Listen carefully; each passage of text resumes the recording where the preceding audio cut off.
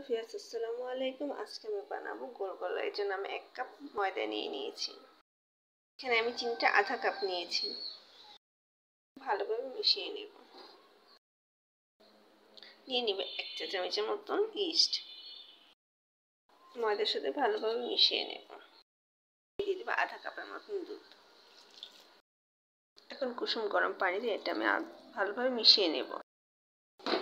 এটা বেশি নরমও হবে না, অত আঠালোও হবে না, সেম এরকম করে করতে হবে।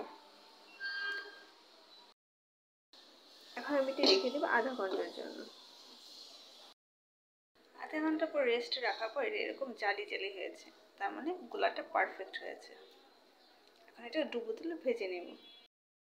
তেলটা আমার গরম হয়ে গেছে, এখন এগুলো দিয়ে দেব।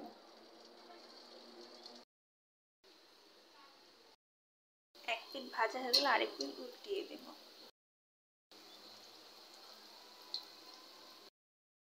তৈরি হয়ে গরম গরম গোলগোলা বিকেলের চায়ের সাথে সহজে বানানো যাবে।